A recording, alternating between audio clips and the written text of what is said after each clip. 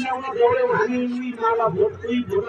माटो लायो नाति आयो सिधा नराखेर माटो लायो नाति आयो सिधा नराखेर माटो लायो नाति आयो पैसा आएको नै माटो लायो नाति आयो पैसा आएको नै सिंजा क्षेत्र पछि पर्यो विकास पाएको नै सिंजा क्षेत्र पछि पर्यो विकास पाएको नै यस कार्यक्रमका सभाध्यक्ष महोदय यस कार्यक्रमका प्रमुख अतिथि आदरणीय माननीय मन्त्रीज्यू यस भू सुधार मन्त्रालयका सचिवज्यू लगायत माननीय मन्त्रीज्यू र सचिवज्यूसँग मन्त्रालयबाट विभागबाट आउनुभएका सम्पूर्ण टिम माननीय मन्त्रीज्यूको धर्मपति लगायत आदरणीय व्यक्तित्वहरू जिल्ला समन्वय समिति जुम्लाका प्रमुख लगायत जिल्ला स्थित सम्पूर्ण राजनीतिक दलका प्रमुख तथा प्रतिनिधिज्यूहरू जिल्ला प्रमुख जिल्ला अधिकारी लगायत सम्पूर्ण सुरक्षाकर्मी मित्रहरू पत्रकार महासंघ जुम्लाका अध्यक्ष लगायत सम्पूर्ण पत्रकार बन्धुहरू यस हिमा सिंजा र कलकाका उपाध्यक्षज्यूहरू अध्यक्षज्यूहरू गाउँसभाका सदस्यज्यूहरू कार्यपालिकाका सदस्यज्यूहरू सम्पूर्ण प्रशासनिक अधिकारीज्यू लगायत सम्पूर्ण कर्मचारी साथीहरू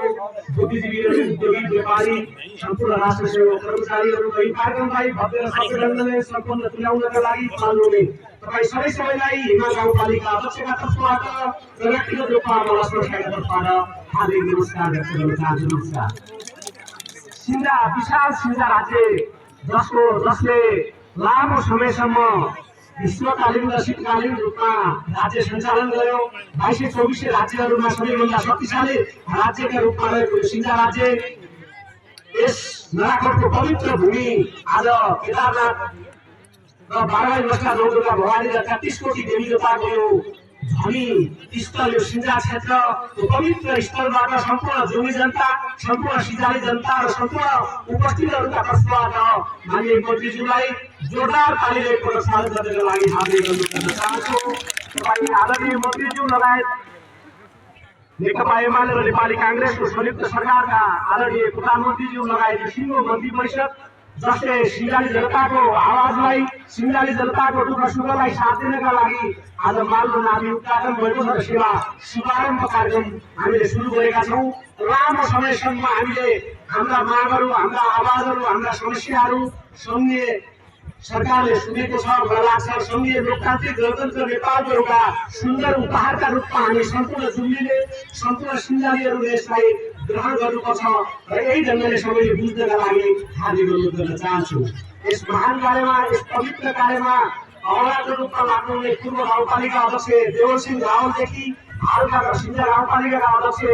पूर्वप्रसाद धिताल र जुम्लाका सम्पूर्ण 8वटै स्थानीय सरकारका प्रमुखहरू जिल्ला समन्वय समिति जुम्लाका प्रमुख लगायत सम्पूर्ण सिङ्गो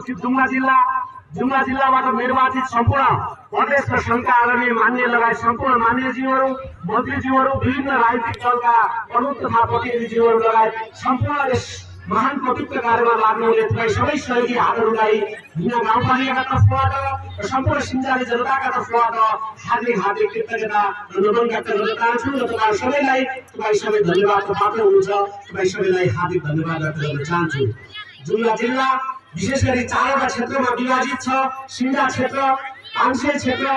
हाम्रो 80 को खाल्डो र 24 क्षेत्र यो पवित्र क्षेत्र जसलाई लामो समयसम्म केन्द्रीकृत राज्य सत्ताबाट हामीले विकासमा पछाडि परेको क्षेत्रका रूपमा यहाँका जनताले बुझेका छन्। मलाई लाग्छ यो सरकार आज यहाँका आम जनताका दुःख सुखमा साथ दिनका लागि आदरणीय मन्त्रीज्यूले यहाँ आइपुग्नु भएको छ। हामीले हाम्रा स्थानीय भाषामा भन्ने गर्छौँ हामीले दिनेबाट हामीलाई आश लाग्छ हान्नेबाट हामीलाई डर लाग्छ भन्ने छ। यो सरकार र यस सरकारका मान्य मन्त्रीज्यूलाई सुर्खेतदेखि जुम्लासम्म र नाङ्गोदेखि हारासम्मको बाटो कहिलेसम्म गएको हुन्छ पिच हुन्छ कहिलेसम्म स्तर उन्नति हुन्छ कहिलेसम्म कालो पत्रे हुन्छ तपाईँकै पालामा आज तपाईँको यो मन्त्री परिषद तपाईँकै चाहिँ सरकारले आज यो मामला नापी जसरी हामीलाई उपहासहरू दिएको छ त्यसरी नै त्यही सरकारका पालामा आउने बजेट मार्फत सुर्खेतदेखि जुम्ला र नाङ्गोदेखि हारासम्मको बाटो कालो पत्रेका लागि यति अरब पैसा छुट्याइएको छ भन्न सुन्नका लागि सम्पूर्ण जुम्ली जनता इच्छुक छन् र त्यही तपाईँ प्रमुख अतिथिले बोल्नुहुनेछ भन्ने पनि म तपाईँका माझमा विनम्रतापूर्वक अनुरोध गर्न चाहन्छु। आज तपाईकै सरकारका पालामा लामो समयदेखि अहिलेका सरकारहरूले सिन्जा सिभिलाइजेसन सिन्जा सभ्यता यो राष्ट्रिय भाषाको उत्पत्ति भएको स्थल हो। यो राष्ट्रिय भाषाको उत्पत्ति भएको स्थलबाट सिन्जा सभ्यताका तर्फबाट सम्पूर्ण दुनियाँका तर्फबाट र सिन्जाली जनताका तर्फबाट सिन्जा विधेयकलाई पनि तपाईँकै सरकारले पास गरिदिनका लागि यस मन्त्री परिषदलाई आदरणीय मन्त्रीज्यू मार्फत आदरणीय प्रधानमन्त्रीज्यूलाई हार्दिक अनुरोध गर्न चाहन्छु। सम्पूर्णले त्यो अनुरोध गरिदिनका लागि पनि म तपाईँ मन्त्रीज्यूलाई आदरणीय मञ्चबाट तपाईँले गएर मन्त्री परिषदमा हाम्रो त्यो विधेयक चाहिँ हुन्छ कतै धेरै काम अगाडि बढेको छ, कतै पेन्डिङमा बसेको छ। धेरै चाहिँ राजनीतिक दलका नेताहरू मान्यहरू मन्त्रीहरू गाउँपालिका अध्यक्षहरू हामीले धेरै दुःख पसिना गरेर त्यो सिन्जा विधेयक चाहिँ हुन्छ एउटा तयारी अवस्थामा छ। त्यसलाई पास गरिदिनका लागि हार्दिकतापूर्वक तपाईँलाई विनम्रतापूर्वक अनुरोध गर्न चाहन्छु। यहाँ थुप्रै समस्या छन्, यहाँ शिक्षामा समस्या छ, स्वास्थ्यमा समस्या छ, यहाँ रोजगारीको समस्या छ। हाम्रा कृषिमा अघि पूर्वका साथीहरूले भन्दै हुनुहुन्थ्यो यहाँ स्याउ सिमी ओखर लगायतका थुप्रै चाहिँ किसान दाजुभाइ दिदीबहिनीको समस्यालाई सम्बोधन गर्नका लागि पनि तपाईँ आदरणीय मन्त्रीज्यू यहाँ आउँदै गर्दा तपाईँका मुखाला बिन्दुबाट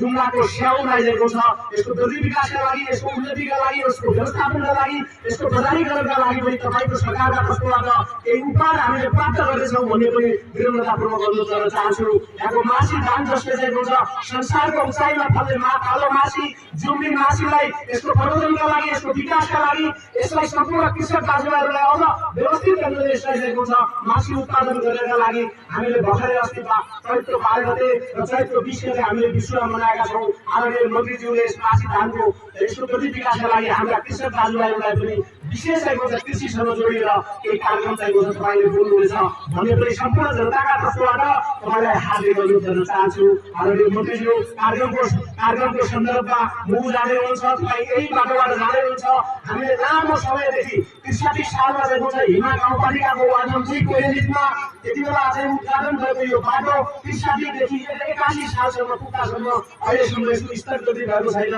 कालोपत्री भएको छैन। मलाई लाग्छ जुम्लीका जनताका दुःख, सिन्जालीका दुःख सङ्घीय सरकारले चाहिँ हामीलाई किन सौकिने व्यवहार गर्छ। हरेक विकासमा, हरेक निकासमा, हरेक रोजगारीमा, हरेक बजेट पठाउने ढङ्गमा सम्पूर्ण प्रणाली प्रदेशलाई पठाउने बजेट बराबर कुनै मन्त्रीको अर्थमन्त्रीको एउटा जिल्लाले बजेट पाउँछ। ती दुःखका दिन, ती चाहिँ हुन्छ समस्याका दिन, ती चाहिँ हुन्छ पीडाका दिन, ती अन्यायका दिनको मुक्ति कहिले हुन्छ त्यो पनि आदरणीय मन्त्रीज्यूले विनम्रतापूर्वक चाहिँ हुन्छ बोल्नुहुनेछ भन्ने आशा व्यक्त गर्दै आज तपाईँको पालामा तपाईँ आदरणीय मन्त्रीज्यू हाम्रो जुम्ली जनताका तर्फबाट सधैँभरि इतिहासभरि हामीले तपाईँलाई सम्झिराख्नेछौँ। धेरै चाहिँ गर्छ हजुरको हार्दिकता, धेरै कृतज्ञता र तपाईँको ऐतिहासिक निर्णयले सम्पूर्ण सिन्जा क्षेत्रले एउटा मालपोत र नापीको समस्यालाई हामीले चाहिँ गर्छ दुःख बिसाएका छौँ। तपाईँलाई हार्दिक धन्यवाद व्यक्त गर्न चाहन्छु। र हामीले माल र नापीका लागि यो वर्ष चाहिँ गर्छ सरकारले बजेटको चालु बजेटको व्यवस्थापन नगरेका कारणले सिन्जा गाउँपालिका, हिमा गाउँपालिका र कोइका सुन्दरी गाउँपालिकाले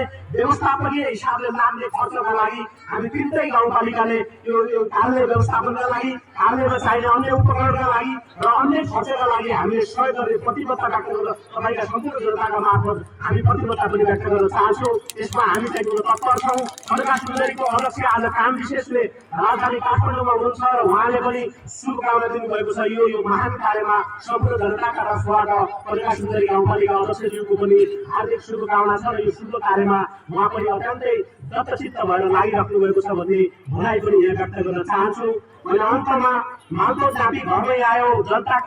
गर्न सुख, मालपोत नापी घरमै आयो जनता गर्न सुख, भारी बोक्नु लाग्नु काट्ने हट्ने भया दुःख, भारी बोक्नु लाग्नु काट्नु हट्ने भया दुःख भन्ने गीत गाउँदै अन्तमा पनि प्रधानमन्त्री केपी ओली लगायत भूमि चाहिएको छ सहकारी तथा गरिबी निवारण मन्त्री आदरणीय मन्त्रीज्यूलाई जोरदार ढङ्गले ताली बजाएर उहाँलाई हार्दिक धन्यवाद व्यक्त गर्दै मञ्चमा बोलाएर विशेष अतिथिका रूपमा आसन ग्रहण गराएर 2 शब्द बोल्ने अवसर प्रदान गर्नुभएकोमा आयोजकलाई कृतज्ञता व्यक्त गर्दै यो सानो मलाई यही अन्त्य गर्न चाहन्छु। धन्यवाद, नमस्कार, जय नेपाल।